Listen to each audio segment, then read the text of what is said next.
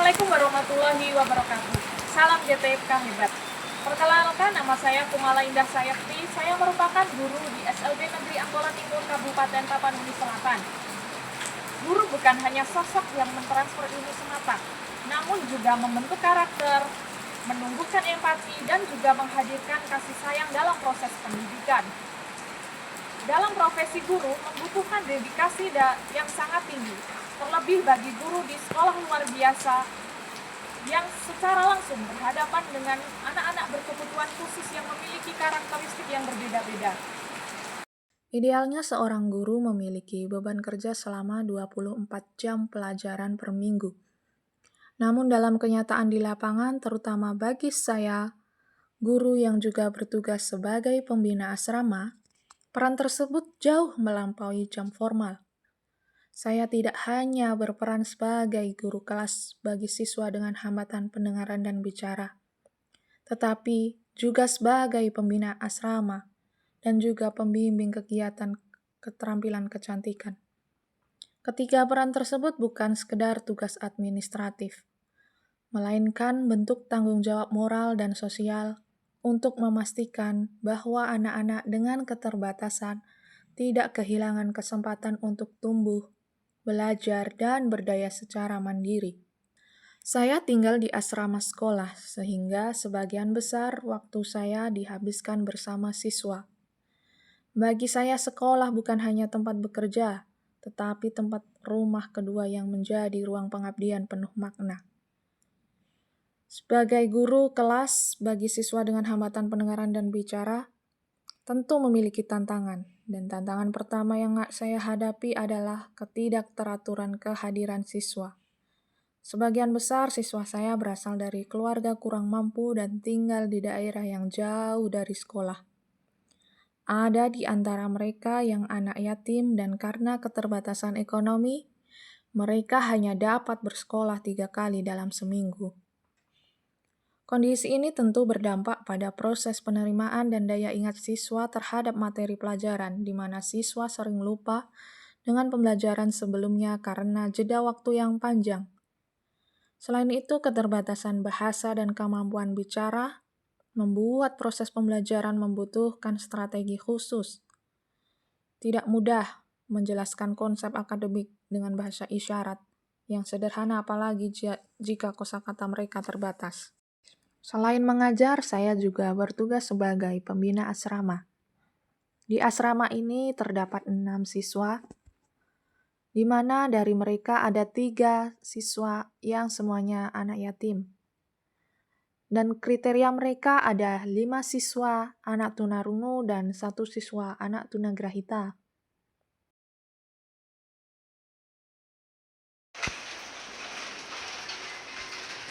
Dalam pengelolaan kebutuhan siswa asrama di sekolah, sebelumnya saya sudah melakukan coaching dengan ibu kepala sekolah.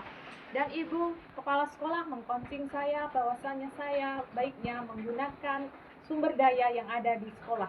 Kami juga menanam cabai, menanam singkong, dan juga menanam sayuran kangkung. Namun sedihnya terkadang apa yang kami tanam dicuri oleh monyet-monyet yang ada di belakang sekolah. Sementara itu, anak tunagrahita yang tinggal di asrama mengalami epilepsi.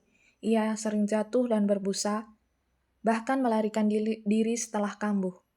Karena yatim piatu, ia tak pernah pulang walaupun libur sekolah.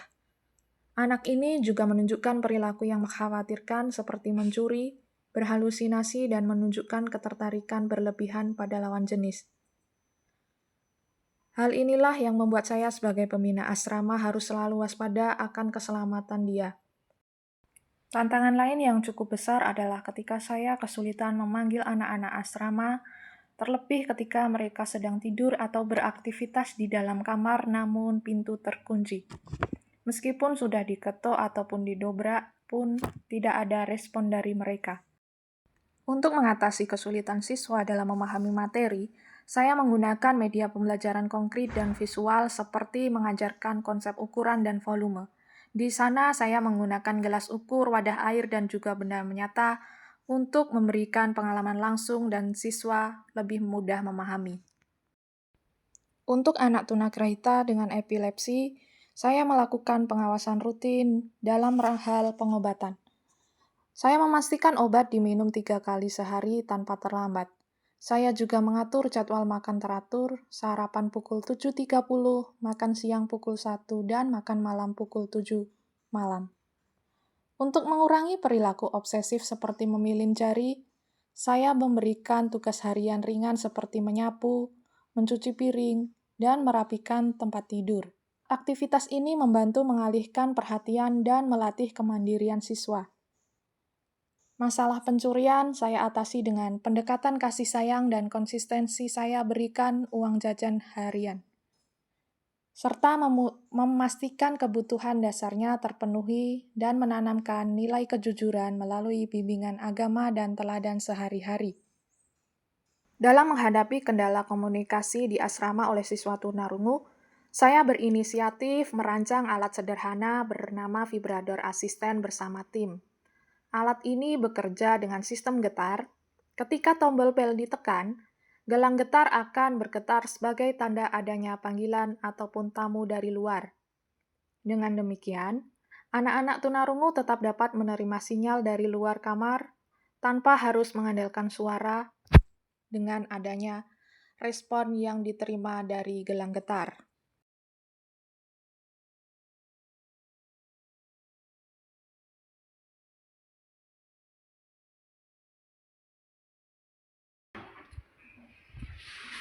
Oh, kita ya. Sekarang makan, waktunya makan. Yuk. Bentar, yang mana bisa dipasangkan ke anak ya ini. Bisa dipasangkan ke anak. Kemudian nanti cara penggunaannya kita tekan tanda strip ini sebagai tanda dia nyala. Kemudian yang kedua ada tombol bell button yang nanti bisa kita tekan.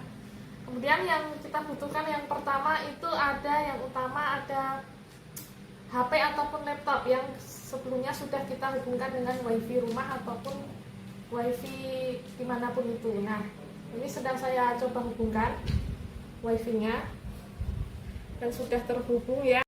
Menjadi guru berdedikasi bukan seberapa banyak waktu yang kita habiskan untuk siswa, tetapi seberapa dalam kehadiran kita untuk siswa.